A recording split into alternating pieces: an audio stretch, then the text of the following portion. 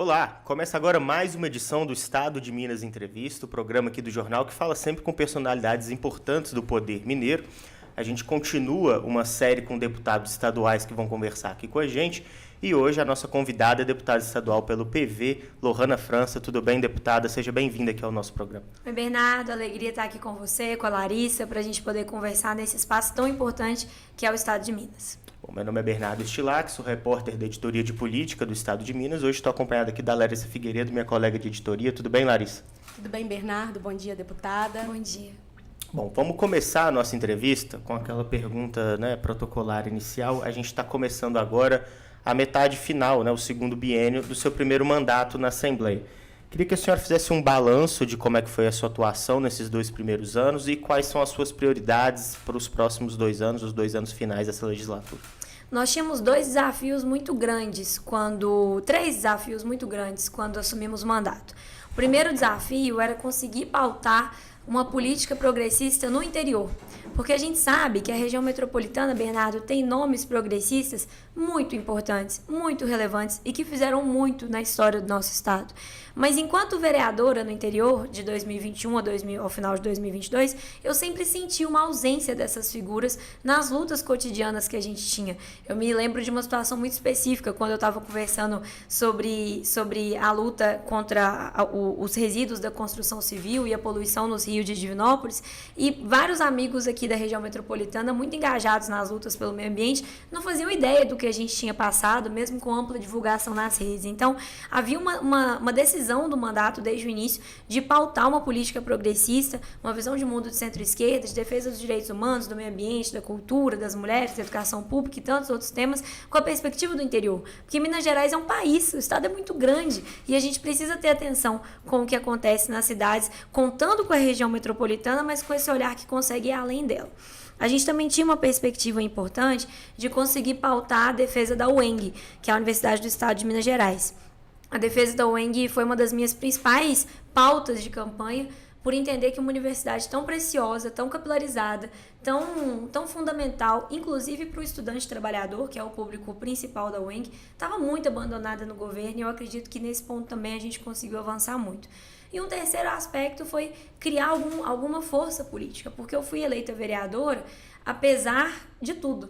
Eu fui eleita vereadora com ninguém acreditando que isso era possível. Como muitas mulheres, colocada na chapa para servir para dar voto para eleger alguém. E eu fui a mais votada da história da cidade numa eleição que não teve um padrinho político. Eu não venho de família política, eu não venho de família rica, eu venho de uma família de professores, de advogados, de fotógrafos, de trabalhadores. E nessa família que não tem ninguém político, não parecia ter alguém que colocou a mão na minha cabeça e me conduziu até a cadeira, né? A eleição para deputada foi uma eleição que, apesar de começarem a achar que eu tinha alguma chance, eu também não tinha nenhum grande padrinho político e continuo não tendo. E tinha poucos políticos ao meu lado. 5 vereadores me apoiando, nenhum prefeito, alguma construção em secretarias municipais de cultura, de educação, com prefeitos mais liberais que entenderam que a gente precisava defender essas pautas para além dos deputados que eles apoiavam. E agora, nessa próxima eleição em 2026, o que a gente construiu nesses 2 anos foi, de fato, constituir um grupo político que entende que Minas Gerais precisa pautar as pautas que interessam à juventude, às mulheres, aos trabalhadores, de uma forma mais moderna, mais atualizada, mas que não esqueça de onde vem e para onde quer ir. A gente tem conseguido construir esse grupo.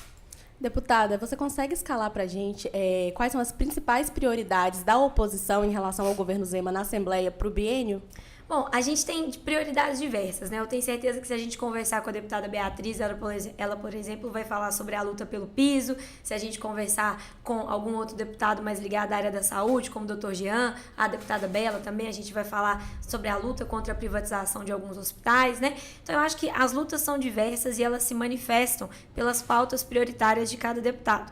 Eu entendo que algumas lutas são centrais. A defesa da CEMIG e da Copasa, a defesa do serviço público como um todo, a luta contra a implementação de pedágios abusivos que o Estado tem colocado, enquanto a gente faz paralelamente essas lutas que permanecem importantes, como a defesa do SUS no Estado, e aí isso envolve a luta contra a privatização dos hospitais, a defesa das nossas serras e das nossas águas, que aí tem um enfrentamento importante a setores econômicos, inclusive em algumas comissões da Casa, a defesa da educação pública, do rateio do Fundeb, do pagamento do piso. Então são lutas diversas. É por isso que eu brinco que lá na Assembleia nós somos 20, Larissa, mas tem hora que fica parecendo que nós somos 40, porque a gente se multiplica de pauta em pauta.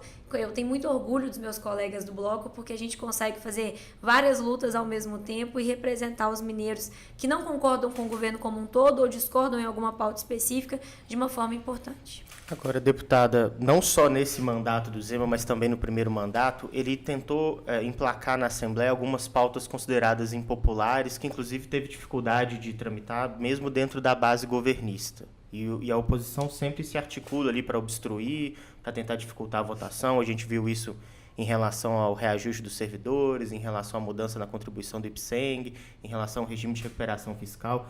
A senhora acredita que esse trabalho de oposição, que toma tanto tempo da oposição, dificulta um trabalho propositivo também dos deputados que são opositores ao governo? Não, de forma alguma. Porque a gente consegue fazer as duas coisas. Te contar que dá muito trabalho, mas a gente consegue. A gente tem feito propostas para o Estado em âmbitos diferentes. O problema é que o governo se organiza para barrá-las nas primeiras comissões.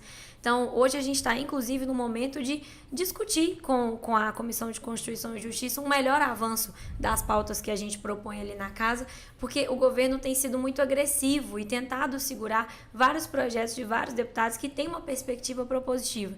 E mesmo quando a gente enfrenta o governo, a gente o faz de forma propositiva. Vou te dar um exemplo. A gente votou no início do ano um projeto que amplia vagas e amplia possibilidades para os colégios militares em Minas Gerais. E a partir essa votação foi feita com um consenso construído a partir da Comissão de Educação.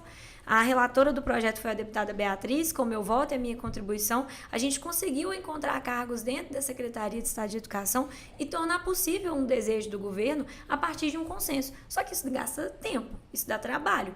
E isso prevê um respeito à pessoa que está do outro lado, no caso o parlamentar de oposição. Se o governo parte para o enfrentamento puro e simples, para a tratorada pura e simples, bom, número ele costuma ter para vencer. Mas a questão é que aí fica dando a impressão de que a gente não está ali para construir. E a gente está. Só que a gente entende que a construção tem que minimamente escutar o que a gente tem para trazer, porque afinal de contas os deputados da oposição foram eleitos pelos mineiros, como foi o governador e os deputados da base. No fim de fevereiro, a senhora acionou o Ministério Público Eleitoral alegando abuso de poder político por parte do governador, naquela situação que o vice-governador Matheus foi citado, né, pelo governador Zema em um evento de entrega de algum... Foi uma linha de crédito de 400 milhões do BDMG. Então, isso mesmo, essa linha de crédito. Qual que é o andamento dessa denúncia e como que a senhora enxerga o comportamento do governador Romeu Zema nesse sentido? Respondi isso ontem para outro veículo, então está fresco na minha cabeça. Eles abriram o procedimento, o Ministério Público abriu o procedimento e agora a gente aguarda. Ontem a minha equipe pediu vista integral do processo, então se eu conseguir receber isso nos próximos dias, apresento para vocês. O que a gente tem percebido é que o governo tem sido muito refratário a qualquer tipo de pontuação em relação a como eles têm conduzido esse momento pré-eleitoral que a gente está, né? Só que a gente não pode se enganar. Quem está com a caneta na mão tem mais responsabilidade. E foi muito claro, eu brinquei com a minha equipe jurídica, que a gente nunca fez uma denúncia tão simples e tão curtinha, porque foi tão claro que os fatos falam por si só. Quando, ao lançar 400 milhões de linha de crédito para prefeitos, o governador diz claramente que a continuidade desse trabalho depende da sucessão com o vice-governador, ele esgota qualquer vocabulário, qualquer português que a gente pode ter que utilizar para poder explicar a gravidade disso. Isso é abuso de poder político, ponto, pura e simplesmente. Abuso de poder político, pontualmente abuso de poder econômico, e agora está nas mãos do Ministério Público tomar alguma decisão. Eu recomendaria que eles tomassem mais cuidado com esse tipo de coisa, porque ações repetidas assim podem fazer com que algumas pessoas pensem até numa tentativa de impugnação de uma eventual candidatura que seja feita por esse grupo político. Então, é importante que eles tomem cuidado, né? Agora, o governador Romeu Zema ele tem adotado essa postura, pelo menos nas redes sociais e em entrevistas, de ser abertamente contra o governo federal e tem, né, adotado uma postura quase eleitoral mesmo, assim, nos discursos dele. A senhora falou que um dos seus pontos principais desse mandato era ampliar essa questão progressista no interior. Fica difícil, fica mais complicado quando o governador é tão abertamente oposto, principalmente ao PT, principalmente ao governo federal? Eu acho que ele facilita o nosso trabalho, porque, sinceramente, Bernardo, as pessoas são muito boas para identificar o ridículo. E o governador Romeu Zema, ele está numa situação muito difícil. Se coloca no lugar dele, eu me coloco no lugar dele.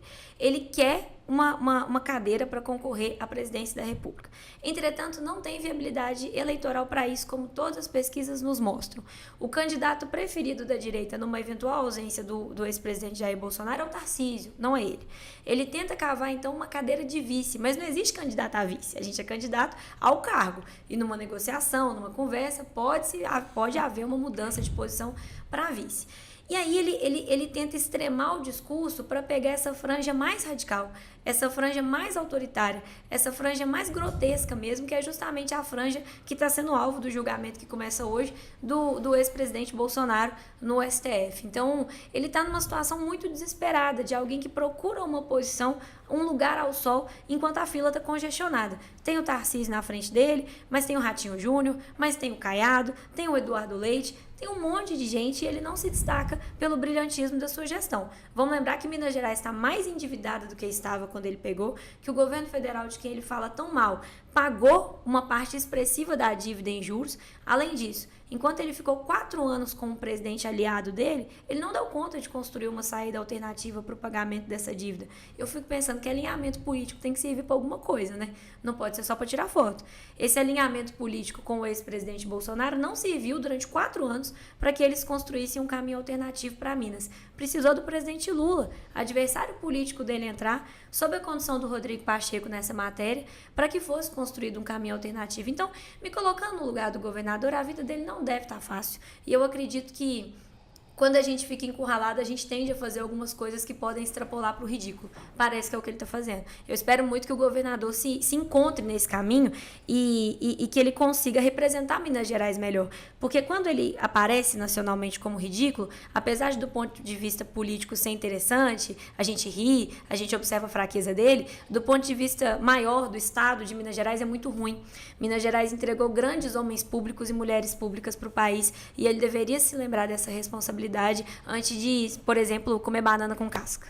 Deputada, só sobre a questão agora que está sendo muito discutida e tem a ver também com uma questão de popularidade, que são os pedágios na Assembleia. A gente grava, né, no dia 25 de março, a pauta da Assembleia está obstruída por vetos do governador, mas a oposição conseguiu adiar a votação da Artemig, da agência reguladora, enquanto existem vários projetos paralelos tentando avançar na tramitação em relação aos pedágios pelo Estado. Um deles é um projeto da senhora que fala sobre a distância mínima entre uma praça de cobrança e outra. A senhora falou que o governo tem adotado uma postura de tentar barrar esses projetos logo da origem. A senhora acredita que esse seu projeto vai conseguir tramitar e, se tramitar, vai conseguir ser aprovado? A gente observa dificuldade nisso, o que não quer dizer que a luta não vai ser feita, porque muita coisa difícil foi conquistada com muita luta, né? Esse projeto é meu, em coautoria com o deputado Betão, que coloca uma margem mínima de 100 quilômetros entre novas praças de pedágio. Não muda para os contratos já vigentes, mas é uma norma até por uma questão de segurança jurídica, mas muda para os contratos novos, os que forem celebrados daqui para frente. Porque a gente sabe o tanto que é cruel com a população que depende desses pedágios, seja para ir fazer um tratamento médico, seja para estudar, seja para trabalhar, ou por lazer, porque lazer também é direito constitucional, ter que pagar vários pedágios num trecho curto. Então a gente colocou esse projeto para tentar dar alguma razoabilidade nesse estado, que, como eu disse no início, é tão grande a essas novas praças. Além disso, também tem a PEC da deputada Bela Gonçalves, que proíbe a instalação de pedágios na região metropolitana. A deputada, se eu não me engano, já conquistou todas as assinaturas necessárias e agora o projeto tem que ser criada uma comissão extraordinária de análise da PEC para que ele comece a tramitar. A gente tem conversado muito com o presidente Tadeu, que é uma figura que eu admiro muito, que é um grande conciliador e alguém que tenta colocar os interesses de Minas em primeiro lugar, enquanto mede o fubá com a água do que a oposição e o governo, usando termos muito simples, do que a oposição e o governo apresentam. Então, eu confio que o presidente Tadeu vai conseguir dar o rumo adequado para essa história. Deputada, na sua resposta anterior, você enumerou alguns nomes aí da direita que podem ocupar a cadeira da presidência, né, ou podem se candidatar. Eu gostaria de saber, no cenário de Minas Gerais, assim, você enxerga algum nome para disputar o governo da direita seja o Cleitinho, né, que é lá de Divinópolis, Matheus Simões. O que a senhora pensa sobre isso? Colocados a gente tem o vice-governador, né, Matheus Simões, e o atual senador, o Cleitinho. Eu acho engraçado, sabe, Larissa, porque eu sou de Divinópolis. E aí, é o seguinte, quando eu era cidadã em Divinópolis, sem ocupar cargo público, em 2016, o Cleitinho foi candidato a vereador porque o problema à época eram os vereadores. Então, ele teria que ser eleito vereador para moralizar a Câmara, para resolver a Câmara. Aí ele ganha para vereador. Aí o problema, em 2018, é que, como vereador, ele não tem poder para resolver as coisas da cidade, não tem emenda, não tem como resolver. Aí ele tem que ser candidato a deputado estadual, porque aí sim ele vai conseguir cuidar de Divinópolis e agora do Centro-Oeste. Aí ele ganha para deputado estadual com uma votação muito expressiva. Em 2020, o problema é que o prefeito não é aliado deles. E aí o prefeito barra as emendas que ele coloca, não deixa as coisas que ele coloca caminharem e tudo mais. Então ele tem que eleger o prefeito irmão dele, que ninguém sabe o nome e não ganharia para síndico de prédio se não fosse irmão do Cleitinho. Põe o irmão lá como prefeito de Divinópolis. Aí, em 2022, o problema é que, como deputado estadual, ele tem um sistema que ele tem que enfrentar e ele precisa ir para Brasília, porque é lá que o poder está.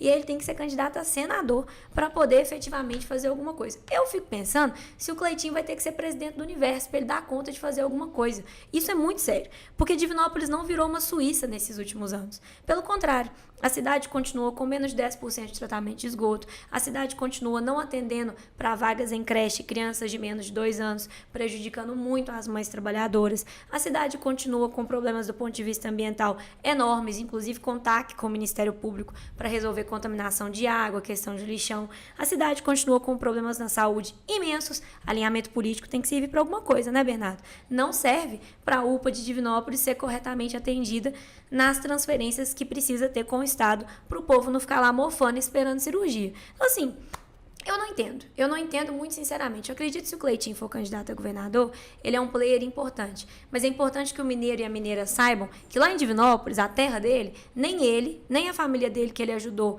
a entrar na política, porque política é muito ruim, né? Aí a gente põe a família inteira, porque é ruim demais. Nem ele, nem a família dele resolveram os problemas que eles se propuseram a resolver.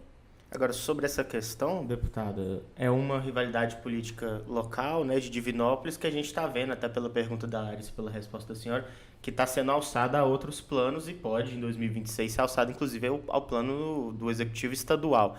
A senhora se considera, nesse cenário do Cleitinho sendo um candidato, e um candidato que hoje, há 1 ano e meio da eleição, lidera as pesquisas, como uma figura importante para poder fazer frente a essa candidatura, para poder se aliar a um candidato de esquerda que vai competir contra o Cleitinho? Eu estarei com o candidato do nosso campo, da centro-esquerda, o campo do centro, que conseguir construir uma candidatura fortalecida. Hoje o nosso nome é o senador Rodrigo Pacheco, depende da decisão política dele, né, do que ele entender que faz mais sentido para ele, mas eu estarei na candidatura oposta.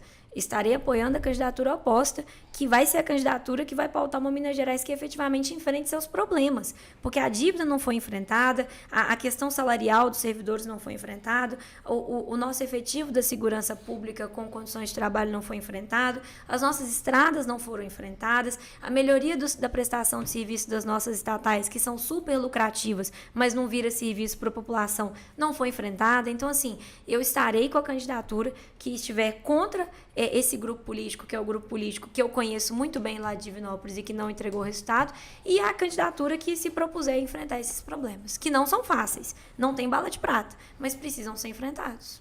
Você falou, né, sobre essa questão de fazer oposição, e aí eu me lembrei da situação na bancada feminina da nossa Assembleia, que você é líder, né? E é uma bancada numericamente bem dividida entre mulheres conservadoras e mulheres progressistas. Eu queria saber como tem sido para você estar à frente dessa bancada, que é diversa, e se você, enquanto mulher progressista, tem enfrentado algum empecilho em levar suas pautas. Larissa, tem sido muito legal. As mulheres que a Assembleia de Minas recebeu como deputadas são grandes mulheres. As mulheres da direita, mais conservadoras, as mulheres da esquerda, mais progressistas, todas elas. O que não quer dizer que a gente não discorde, o que não quer dizer que a gente não tenha enfrentamento, o que não quer dizer que a gente não tenha discordâncias profundas. E isso vai haver. Mas uma coisa que eu observo, primeiro, é uma postura muito respeitosa de todas na discordância. a gente tem conseguido construir e dizer com muita sinceridade, olha, isso aqui eu assino com você, não, isso aqui eu não assino com você, o meu eleitorado, a minha pauta não combina. E não tem virado Terceira Guerra Mundial, sabe? As coisas estão fluindo com muito respeito, acho que essa é uma forma comum das mulheres, né, do fazer política das mulheres. A gente entende mais o lado uma da outra, a gente propõe conversar mais, a gente propõe explicar melhor e eu, pelo menos, estou muito orgulhosa por elas terem confiado em mim, uma bancada que tem maioria de mulheres à direita e conservadoras, e a gente teve esse alcance. As nossas vice-líderes também representam essa pluralidade, né? Temos a deputada Lúcia Falcão, que foi uma das primeiras que topou caminhar ao meu lado, então a minha gratidão a ela, que topou caminhar com a gente nessa caminhada para a liderança, a deputada Carol Caran, que é recém-chegada à casa, mas tem feito um trabalho brilhante, e a deputada Ana Paula Siqueira, que dispensa comentários, né? É quem abriu caminhos com a gente, junto com outras deputadas que vieram antes, para que a gente tivesse os espaços que a gente tem na casa. Então, eu me sinto muito bem acompanhada e muito feliz. Repito, não quer dizer que não tem discordância, mas a gente está fazendo isso de uma forma muito civilizada. Bom, para a gente continuar nesse tema mais interno ali, não só da Assembleia, mas do partido, existe hoje dentro do PV uma corrente que propõe o fim da federação com o PCdoB e o PT. Qual que é a visão da senhora nessa situação e o que a senhora acha que isso pode ter de impacto na eleição mais próxima agora de 2026? A lei da cláusula de barreira, apesar da lei nos prejudicar diretamente, é uma lei que eu defendo. Porque a lei da cláusula de barreira, para quem não sabe, está acompanhando a gente, é uma lei que ela impôs alguns mínimos de resultados eleitorais para que os partidos continuassem recebendo o que os ajuda a existir, fundo partidário, fundo eleitoral e tudo mais. E aí a gente tem um mínimo de deputados federais para eleger a cada eleição para atingir a cláusula. O PV não atingiu essa cláusula. Então, essa é uma medida, essa legislação, que ajuda a diminuir esse número exorbitante de partidos que o país tem. Porque eu não acredito que tem 30 e tantas ideologias. Vocês não acreditam também, né? E o país tem 30 e tantos partidos. Então, de fato, isso precisa acontecer, essa diminuição. E a gente precisa se virar para tentar eleger mais quadros, para se tornar um partido mais representativo, para conseguir alcançar mais espaço. A federação foi uma alternativa jurídica criada pelo Congresso para que os partidos pequenos pudessem se juntar e ganhar um prazo de mais 4 anos, tornando as suas chapas mais fortalecidas, obviamente, se juntar com quem há o mínimo de afinidade programática, né? Porque tem uma perspectiva de ficar junto em 2 eleições, a nacional e a municipal que se segue, e conseguir enfrentar esse problema. Para a gente foi muito positivo em alguns aspectos e muito negativo em outros aspectos. Do ponto de vista da eleição nacional, a minha relação com os deputados do PT e do PCdoB, por exemplo, é a melhor possível. O meu líder, que é o deputado Ulisses, é um líder excelente. Os deputados federais do PT, com quem eu me relaciono, são muito bons também. A gente tem boa relação. Mas o ponto é que nas eleições municipais houve muita discordância, especialmente na minha região. Lá na região centro-oeste, a gente teve um gasto de dinheiro absurdo em candidaturas que nasciam naufragadas, candidaturas que não apareciam em pesquisas ou que quando apareciam era com menos de 2 dígitos. E a insistência do PT nessas candidaturas, quando a gente poderia ter concentrado em construções ao centro para que a gente pudesse ganhar espaço, inclusive do ponto de vista programático nas gestões que se colocavam. Não é cargo, não, é programático. Então, como inclusive eu defendi desde o início que fosse feito em Belo Horizonte. Eu defendi desde o início que a gente apoiasse o prefeito Fuad para que a gente conseguisse pautar aquilo que a gente defendia, aquilo que a gente acreditava dentro de um governo com chance eleitoral. E apesar de gostar muito do deputado Rogério, as pesquisas mostravam uma dificuldade muito grande. Além disso, eu também entendi uma questão de lealdade, porque o prefeito Fuad apoiou o presidente Lula. E eu acredito que quem apoiou o presidente Lula naquela eleição tão definitiva para o rumo da democracia desse país tem que ser honrado e respeitado. Então, a gente viu essa mesma dificuldade no interior, lá no Centro-Oeste. E isso foi muito complicado, isso atrapalhou muito. Hoje essa discussão está sendo feita em plano nacional, eu estou vice-presidente estadual do partido, o nosso presidente aqui participa mais dessas discussões, mas parece que essa mesma visão dividida, ela aparece nos outros partidos também. Vamos ver, ainda tem alguns meses para que isso seja decidido, mas o PV, se não estiver federado com o Partido dos Trabalhadores e com o PCdoB, vai estar federado com outro partido do nosso campo também. O que a gente quer é ajudar a eleger deputados federais progressistas, eleger deputado federal por todos os estados que têm maior número de votos, especialmente, e conseguir colocar esse protagonismo para o partido no Congresso de novo, que é onde tem que estar. Deputada, nos bastidores, né, houveram algumas conversas sobre uma possível mudança de partido da senhora. O que você diz sobre isso? Existiu alguma conversa sobre essa migração em algum momento? Vai continuar no PV? Política é expectativa, né, Larissa? Hoje a minha decisão é continuar no PV. Eu sou muito grata ao partido. Eu vivi um cenário para candidata a deputada estadual de muito mais conforto e segurança do que foi, não por motivos estaduais, obviamente, mas municipais do que foi a candidatura vereadora no passado. Então, a gente ascendeu dentro do partido, conseguimos eleger vereadores em cidades muito importantes. O vereador mais votado da federação é do Partido Verde, em Juiz de Fora. A vereadora mais votada de Lafayette, a mulher mais votada, é do Partido Verde. Então, a gente teve vereadora mais votada da história de São João del Rei, é do Partido Verde. Sexto mais votado de Montes Claros, é do Partido Verde. Vereador mais votado de Uberlândia, é do Partido Verde. Então, a gente conseguiu captar e apoiar nomes que muito nos orgulham. Então, eu acho que hoje não faz sentido pensar numa saída do partido. Obviamente, a gente precisa ter construções de chapa, decidir essa questão da federação, mas eu entendo que a vida política, ela já dá pra gente muita inconsistência, muita insegurança. E o partido não pode ser mais um desses lugares. O partido tem que ser terra firme pra gente pisar. E a gente conseguiu construir isso graças ao nosso presidente, a todas as outras figuras da executiva. E hoje, minha pretensão é continuar no PV. A senhora comentou sobre o posicionamento, inclusive de outros parlamentares do PV, em apoio ao Fouad Noman aqui na eleição de Belo Horizonte, já no primeiro turno. Queria perguntar para a senhora como foi a repercussão disso dentro da Assembleia, né? Porque a bancada de oposição tem como principal partido o PT, e se houve algum tipo de atrito com os parlamentares ali por esse apoio ao Fouad em detrimento do Rogério. Não, foi muito respeitoso. Obviamente que alguma colega manifestou uma discordância, mas foi muito respeitoso. A minha relação com meus colegas deputados estaduais do bloco e como um todo da Assembleia é muito positiva. Então, bom, eles discordaram, eu concordei, então a gente vai ficar discordando nesse aspecto, porque eu entendo que a eleição do Fouad é o que faz mais sentido hoje e o PV também entende. Uhum. Bom, queria te perguntar agora sobre as suas pretensões para 2026, que a gente já falou aqui que a senhora pretende continuar no partido, discutiu a questão das federações.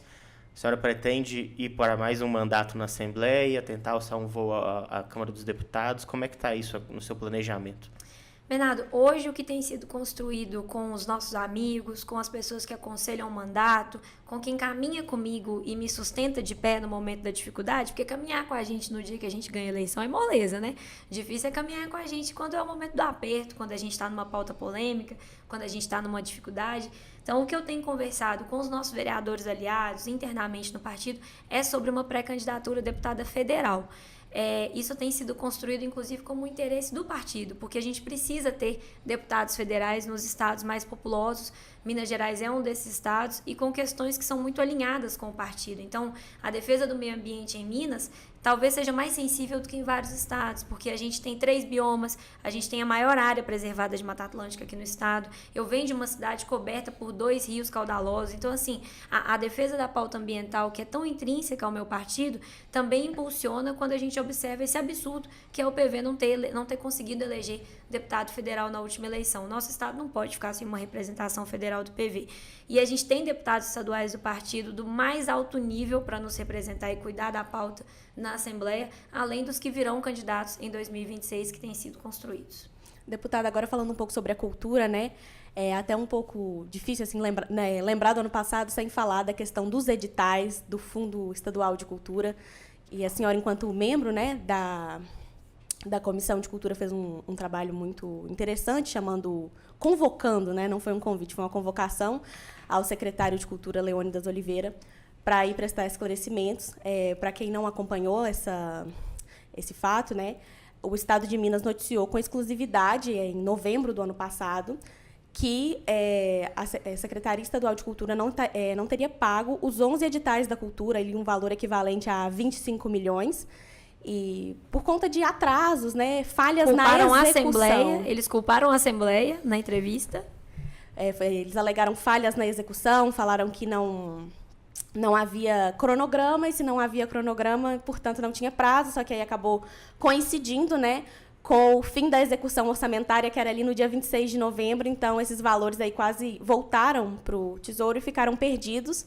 Eu queria que a senhora relembrasse um pouco como foi esse trabalho, porque alguns editais foram pagos, né? Como que ficou isso? Esse ano vocês têm monitorado mais essa questão do pagamento dos editais? Conta um pouco pra gente. Larissa, eles liberaram o resultado de edital no dia da audiência pública. No dia da audiência pública, mostrando claramente o tanto que o governo ficou aflito. Essa entrevista, que foi muito importante que vocês fizeram, essa matéria, nessa matéria, a subsecretária de Estado de Cultura afirmou que a não execução do pagamento aconteceria porque a Assembleia adiantou o fim do ano fiscal. Isso é um absurdo. Na hora, pra você ter noção, eu já fui vereadora. Eu cheguei a perguntar para a minha equipe jurídica se a Assembleia podia encerrar o ano fiscal, porque não é o Poder Legislativo que encerra o ano fiscal. O decreto de encerramento do ano fiscal é do Poder Executivo. Mas ela falou e eu falei, mas não é possível, será que a gente... Não, a gente não fez isso. Fui perguntar e, obviamente, não era. Obviamente, foi o governo do Estado, a cidade administrativa, que encerrou o ano fiscal. Encerrou o ano fiscal, Bernardo, um mês adiantado do que eles costumam encerrar, para fingir que as contas estão fechando e, em janeiro, o governo poder soltar foguete falando que está com 6 bilhões de superávit, que não é verdade. Aí, olha só. Com isso, ficou claro uma falta de articulação entre as secretarias. Porque se a Secretaria de Estado de Fazenda vai encerrar o ano fiscal um mês mais cedo, o que ele tem que fazer?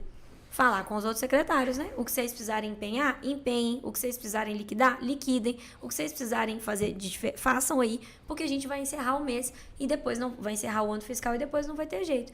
Obviamente, não houve essa conversa internamente. Se houve, alguém se perdeu no meio desse processo e eles culparam a Assembleia. Aí o negócio ficou muito ruim. Como eu já tinha convidado o secretário umas 18 vezes e ele não tinha ido, sem exagero no número, a gente decidiu convocar. E aí a secretaria mobilizou extraoficialmente várias pessoas para me atacarem via setor de turismo. O engraçado é que o que a gente quer é que o setor da cultura seja tão bem tratado pelo governo quanto o setor de turismo é. A gente não quer que o setor de turismo seja prejudicado. O setor de turismo em Minas Gerais é fundamental, mas o que a gente quer é que a mesma atenção seja dada. E, além disso, a gente conseguiu aprovar uma emenda que proíbe o bloqueio do Fundo Estadual de Cultura, que o governo não está cumprindo. E que, se a gente não resolver isso, novamente nós teremos problemas com a secretaria. Começamos o ano com o Fundo Estadual de Cultura tendo 22 milhões liberados. Só que o fundo tem 112 milhões. O que eles estão fazendo com esse dinheiro todo ano e eles não dão conta de responder? E aí, para piorar, Bernardo, o governo disse que vai usar 20 milhões para proteger o patrimônio. Muito bom proteger o patrimônio, ninguém é contra proteger o patrimônio. Mas como eles escolheram os 13 lugares onde as pessoas vão poder participar de editais para receber esses 20 milhões e proteger o patrimônio? Porque lá na minha região do Centro-Oeste não tem nenhum. E na minha região tem Itapecerica, tem Pitangui, tem cidades muito antigas de Minas Gerais, que estão entre as 20 primeiras do estado, que têm igrejas históricas, não foram escolhidas. E como que eles escolheram essas outras? E vai ficar só 2 milhões para os outros setores. Agora, com esse corte no Aldir Blanc que o Congresso acabou de promover na votação do orçamento, a gente tem um problemão. Porque quer dizer que o povo das artes plásticas, o povo do teatro, o povo do artesanato, o povo de todas as outras áreas, só vai ter 2 milhões para concorrer e uma beiradinha do que o governo federal vai mandar. Não tem condição. Então, o que a gente tem tentado construir é que eles liberem mais 20 milhões do fundo para esses outros setores. Vamos ver se vai ser possível. Deputada, vamos voltar um pouquinho agora nos 3 destaques que a senhora deu como missões do seu mandato, para falar sobre CEMIG e Copasa. O governo, no final do ano passado, o governo do Estado encaminhou 2 projetos de privatização, um para a CEMIG e um para a Copasa. Existe também a PEC que retira a necessidade do referendo popular para decidir sobre a privatização dessas 2 empresas. E o projeto está parado na Assembleia e o presidente da Assembleia já deu algumas sinalizações de que não é favorável a essa discussão, mas a base governista diz que esse projeto precisa ser discutido, a privatização de CEMIG e Copasa. A gente conversou na primeira entrevista dessa série com Cássio Soares, que é líder de um dos blocos governistas, e ele disse que, no entendimento dele, a CEMIG tem uma complicação maior, porque tem um carinho maior do mineiro em relação à empresa, mas que a discussão sobre privatização da Copasa ela está bem adiantada, porque o mineiro não teria tantas ressalvas em relação à companhia de saneamento. A senhora, como um importante membro da oposição, qual que é a visão que a senhora tem sobre essa posição dos deputados governistas e se a senhora acha que nesse ano, ou até no mais tardar 2026, esses projetos vão sim tramitar dentro da Assembleia? Eu entendo que não faz o menor sentido a gente ir na contramão do que todo mundo desenvolvido tem ido. A Copasa é uma empresa superavitária. Todos os anos, a Copasa está entre as 5 empresas que mais distribuem lucros e dividendos para os seus acionistas. A gente está falando de uma empresa muito rica. Não faz o menor sentido privatizar essa empresa, que já é parte, né, do setor privado, ela é parte estatal, ela é empresa pública de capital aberto, né, ela é parte estatal, parte privada. Não faz o menor sentido falar em privatizar a Copasa antes de analisar profundamente os motivos que fazem com que a Copasa não preste o serviço que ela poderia prestar em relação a nível de qualidade para o mineiro.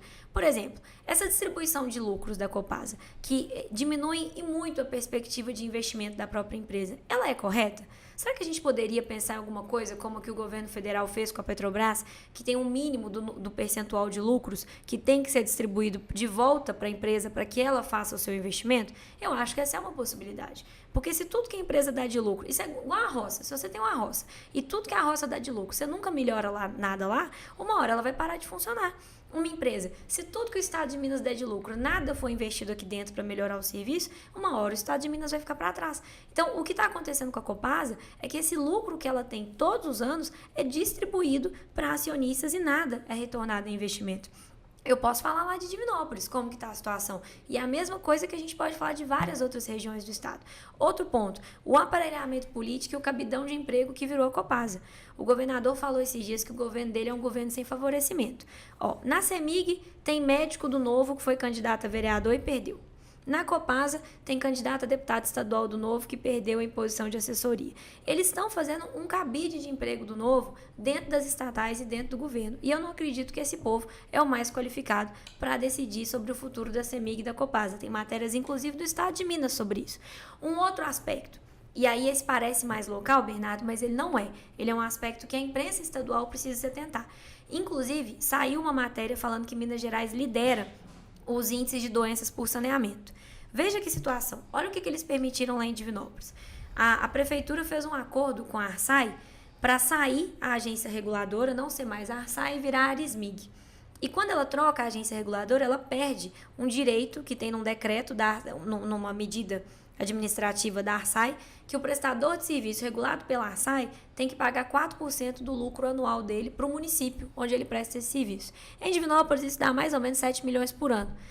Divinópolis encerrou o contrato com a Arsai e virou a Arismig e perdeu esses 4%. A título de compensação, a cidade recebeu 70 milhões, que seria esse valor de mais ou menos 7 milhões, até o fim da vigência do contrato, que seria 2041. Sabe qual que é a diferença? Mas recebeu do mesmo jeito. A diferença é que esse dinheiro ia para o Fundo Municipal de Saneamento. E agora esse dinheiro vai para o Caixa 100, para a prefeitura fazer o que quiser. Então, quer dizer que nos próximos 16 anos, os próximos prefeitos não terão dinheiro para saneamento. E o prefeito atual vai ter gastado 23 milhões com asfalto, 8 milhões com construção de quadra, 8 milhões com construção de posto de saúde. Eu posso mandar para vocês a relação que eles soltaram na imprensa depois de eu cobrar de manhã, de tarde, de noite. Ótimo construir posto de saúde, ótimo construir escola, mas esse dinheiro é do saneamento. Então, a Copasa vai funcionar em Divinópolis assim? Não vai. Se a gente não faz estação de tratamento de esgoto, se a gente não faz melhorias na questão da coleta de água, inclusive na zona rural, que agora entrou no contrato com essas alterações, vai melhorar? É um projeto político de piora do serviço que eles estão fazendo para virar para a população e convencer sobre a privatização. E se eles estão tão confiantes que a população não defende tanto assim a Copasa mais, por que eles querem tirar o referendo? Deixa o referendo. Vamos fazer o referendo e vamos ver o que a população fala. Se a população falar que é a favor, eu mesmo me retiro do debate e voto de acordo com o interesse público. Agora, ainda sobre essas empresas, deputada, existe a possibilidade delas serem federalizadas no âmbito do Propag, que foi inclusive uma discussão muito movimentada, até antes de chegar o Rodrigo Pacheco, pela oposição na Assembleia. A senhora acredita que a Copasa e a CEMIG poderiam ser federalizadas? Caberia essa discussão? Ou isso é uma discussão que fica restrita ali à Codemig e eu isso seria acredito que sim, mas especialmente a CEMIG, né? Porque a CEMIG, a Copasa é lucrativa, mas a CEMIG é muito mais lucrativa. E tem uma análise também que a Secretaria Nacional do Tesouro vai fazer em relação aos passivos judiciais, a tudo que a empresa tem, porque a empresa, o quanto vale uma empresa é um processo, uma empresa desse tamanho, empresas desse tamanho, é um processo moroso, né, para chegar a esse valor final. A gente sabe que a CEMIG, o governo federal, tem total interesse e a Copasa isso precisa ser estudado, mas a decisão da federalização nos interessa. Só fazendo um comentário, né? sobre a questão da Copasa, deputada. Eu lembro de ter visitado Ribeirão das Neves no ano passado para uma pauta sobre desperdício de água, né, problemas ali nos canos e tal. E aí as pessoas me relataram que ficavam sem água, né, que às vezes estourava um cano ali na rua, ficava aquele cano vazando. E aí chegava uma empresa e arrumava o cano. Depois chegava outra empresa e arrumava o asfalto. E aí depois chegava outra e outra e outra. Enfim, eles fragmentaram, né, esse serviço. E aí as pessoas reclamam bastante dessa questão da demora, né, para prestação de serviço e, enfim.